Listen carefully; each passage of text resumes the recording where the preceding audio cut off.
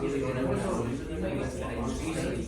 okay, so we're here again for another roundtable. This time it's going to be a monthly roundtable. We've quickly realised that doing a weekly roundtable is actually quite resource intensive, and we do have clients to help try and grow the business. So we're making this a monthly roundtable, and it actually helps as well with different topics as well, so we can have more quality content rather than lots of quantity. So today we're going to talk about marketing planning. So we're reaching the point where we're going to enter the new year 2023. It is the time where a lot of people are doing marketing plans, if that's their financial year. But there's big things to actually think about, and what we want to try and focus on a little bit more. Because we've got the cost of living crisis, because we've got a recession, what should you be doing? What type of tactics should you be looking at? So we're going to be talking about things about some of the trends that are going on, some of the data that you should be looking at, and then looking at marketing and sales alignment as well. So we'll all talk about it together and get some chat going. So yeah, I'll kind of start really on it. So basically, marketing plan is really important. Having your marketing strategy is really important. Understanding what you wanted to do, what your goals are. I know there's a lot of companies that we're speaking to just now. They're maybe trying to release a new product or a new service into the market, and it's there's a big risk in terms of trying to do that, especially into new markets. So one of the things I would suggest that they do is look at a framework called Ansoff Matrix. So Ansoff Matrix is a really good model to look at. Are you trying to do product development? Are you trying to do market development? Or are you trying to completely diversify your market as well? I would also say that massive importance, probably spend the whole month of December and part of even before, if you're doing it like November as well, is like really focusing on your situation analysis. Like, where are you now? What resources have you got in place? Have you got a marketing agency in place? Like, have you got a marketing team in place? Have you got sales members there as well? Also look at things like your office space and whatnot as well. There's ways and means that you can, if we are going into recession, you are going to lose money or you are going to cut money. There are ways and means to look at things like, COVID was a horrific thing, it was a pandemic, but there was things that was good that came out of it. We now can do more things online. You could have a massive office there that's costing you a lot of money. Shut that office down, save some money on there. There's multiple tools that you can use online as well, and that can help you kind of cut costs. But there's lots. I mean, what do you think in terms of like data and stuff like that? I think like we always keep on saying that data is very important, but it actually is, because everything around us, we're generating tons of billions and billions of data every day. So data is very important in making decisions, because like right now we can't really market people based on their demographics and like their general preferences. The main focus should be like the predictive behavior on what our buyers, like if we're focusing on B2B, then what our buyers are actually searching for, what they're looking for, what their like intent is, and what kind of content they're consuming. And once we have that information, it's actually very easier to use. Like, there are a lot of tools out there that combine artificial intelligence and machine learning. Then we can just make a unified marketing approach by using all these like preferences, their intent, and what they're consuming. Then we can use that to target them and sell them like a personalized approach. And all of this AI can help us with that, and there are like lots of tools. So now like we have like a personality of a person who is like what they are searching online, and then with AI we can use that personality and get what our buyers are, and then actually start marketing them, and then we can offer them dynamic pricing with the help of these tools, and make them like real-time personalized offers. So we can't really just leave data, we really need to grab it. And I think that's the benefit as well, like you can really see your single customer view in data as well. So you could actually be, you could be selling to people, and this helps your marketing team, this helps your sales team know exactly who they're selling to, so they can go into LinkedIn and go, I'm actually looking for this person because this person is the one that's going to buy, versus maybe spending a lot of time on somebody that's not going to buy, that maybe take a lot of time during the life cycle. You can actually see that single customer view by pulling that data out, CRM data. There's even things like Google, even Google Analytics and social media analytics. All this pulls like demographic data out. You can even use like the heat maps, like to actually see where the user is like frustrated on a website, or like they are really getting what they want to on the website. So these are the tools which we really should look into. I definitely agree with that. It's especially with sales and marketing, you really need to know who your ideal customer is, what they want, what is how they'd like to be approached, and actually, like Abdul said, unifying the sales team and marketing team is so key, because you need to have a strategic approach from end to beginning and making sure that everyone is on the same page. It's not just up to the marketing team to get leads, it's not just up to the salesperson to close them, it's all unified. And finding your ideal customer is so important, because you're never going to be able to target them, or they're never going to convert if you don't hit them with the right stuff, the right messaging, the right approach. Are you being too forward? Are you not pushing enough? I would probably, in terms of, I'd probably agree with that. I worked in multiple teams during the recessions before, and the best teams that I ever worked for were when they were aligned, when marketing and sales aligned with each other.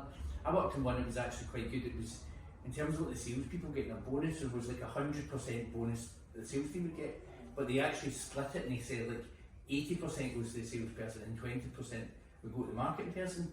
So it helped me drive them to go, why are you not doing this, or why are you not focusing on that buyer? This is your buyer, stop going down the line and doing this, like this is what we're doing. So really did actually, because of an extrinsic motivation of money, because I knew I could actually make more money, I was more driven to make sure that they got sales as well. And then, having that common goal, it's like marketing and sales can clash at times. They can, across, like it's just, there's big egos. They are in that they're in that disc profile with their communication. They are trying to come up with lots of ideas, and there can be clashes. But actually, see when you get them together and you get that common goal, it's so strong, and the results that you can get are absolutely massive. You can see that even you've come in here and it's bringing the marketing and sales in. It's just a seamless process, and ultimately, again, that's driven from that ideal customer. If you understand that data in a single customer view, you can actually drive that real. Because if we could combine the data from both marketing and sales, like we track down the entire sales funnel and then marketing, and then combine them and create a unified approach where we use both the data together, it would actually make a difference. And even if you don't have like all of these tools, even just asking your current customers, why did you come to us? What was the main issue? What is it you like now? Even referring, getting your customers to refer to other people, just to get those extra sales and get that sort of advantage. So getting to your actual audience and talking to them is one of the best ways to actually find out. It's a good point as well, because actually, like, some people might not have the data. It's a brand new company, like they've set up a brand new company, they don't have the data to go on. But there's some of the things that you can do is actually asking your customers. Like, I do that building a single customer view. If it's like somebody small, find out how did you hear about us? What was your pain and your problem? Why did you want to buy from us? I was going to get leads, I was going to grow my business. Like using the consumer behavior and then making sure both online and offline engagements are targeted in a centralized way. It's easy as well because there's so many tactics you can use. You can give people discounts to it. You can try and get people to actually email marketing and then focus on them more. And you've actually got potential customers that way, especially if you're just a new company. And I think especially now with a recession, people don't really like doing as much cold outreach, but because everyone is cutting back on the cost, that's when you need to sort of push more. You might not make as many sales, but to get those ones, you really do need to put in your maximum effort, and doing outreach campaigns or even posting like some incentives and stuff as well and getting in front of them is is really important just now. What sort of trends is there then? What sort of trends that should people be looking out for, or should they try to do a little bit different? So I think video marketing is probably the biggest one at the minute. There's TikTok, and I know that when it's 2023, Instagram's going to push Reels even further. And they want to compete more with TikTok, so they're going to keep focusing on those video marketing. So I think companies should definitely think about how they can implement that into the marketing strategy. It's a really good way just to kind of show your brand personality as well, and then you can really enhance your brand in the long term. People can really relate to you more, and people can like see the value of that brand more, and then they'll know, okay, this is a good company to be loyal to. And it's just a really effective way to get more reach, because organically there's so much reach potential, and then you don't have to like invest as much into ads. But also like personalisation is another big thing. Like if you've got email subscribers, or you can get more email subscribers, personalising your messages is just a really good way to try and get more sales, especially if people are struggling a little bit. You can offer them extra like discounts or like personalised items to match what they're interested in. So again, it's encouraging them to be more bigger customer, be more loyal, and developing that relationship as well. I know it's it is quite good, and actually keeping. I mean, there is the behaviour, certain things, there are trends, but now there is that seasonality of campaigns as well, and actually jumping on everything in a seasonality campaign. Don't just like kind of leave it and go on, Or do it willy-nilly. There's a lot of things that you can do. You've basically got Christmas coming up as well. Like there's things that you can actually do to try and build that out, build a campaign around about it. There'll be a lot of things that will come about, like 12 days of Christmas. And you can do giveaways and things like that to try and drive your business up. And I do, but and your point there about the kind of branding and things like that as well. Like I think that that's quite good. Like when you're doing, growing your business, doing marketing, and doing everything, right, your customers are going to see that, and they're actually going to like the fact that that you're actually doing something, within the market, rather than sitting quiet and nobody hears about you at all. It's really easy to just kick off the 2022 like on a high because of January sales, and that's like an easy way just to try and boost your sales, try and get people to sign up to emails, all this kind of stuff, and just give them really good discounts that they can afford, so that they can start the year off with everything they need, and then you can start targeting them every quarter or so, and you're still meeting their targets as well. And I know that they're going to be pushing live shopping more on like Instagram and Pinterest, so if they can actually just be there at the right time, the right place on these kind of platforms, and utilise them effectively, there's so much more opportunity you can get for sales. As she said, we have to be at the right place at the right time. Looking at the trends right now, people are actually searching more on Instagram and TikTok rather than going on Google and searching.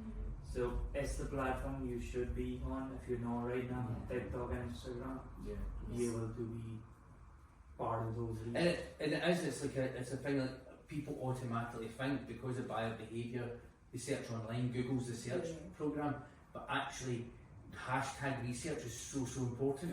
Like the other day we were to go to a restaurant, but we didn't Google it, we just went to TikTok or Instagram to see how it looks like, how it tastes like. And it's so much better than having like, just the reviews, or just you actually get the videos, you get to see, actually that looks quite nice, or you get to see the food, and it's definitely a much better way, and it's definitely more engaging. I would much rather watch a video about it than read or have to scroll, or even with reads and stuff as well. It definitely engages your audience. For businesses, it's like a cross-sell or like a upsell opportunity to be on these platforms as well. It's really easy because like if you have like a business, it's going to be like want to go there organically, but it's really easy to get like influencers and stuff to go and actually do it for you, and they've got so much more reach. People trust these people more because they're giving their actual opinions on it. People want that.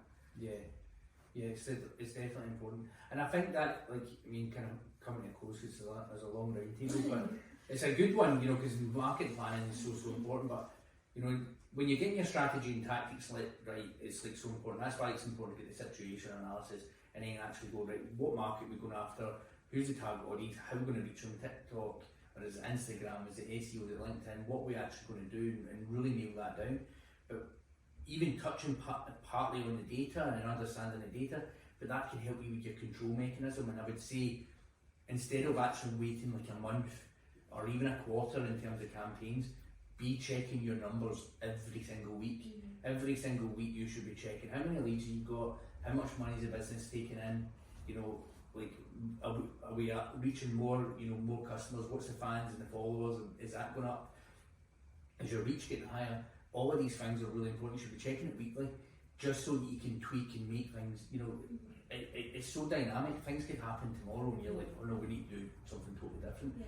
Why wait 3 months and then it's too late? And that's when a campaign fails.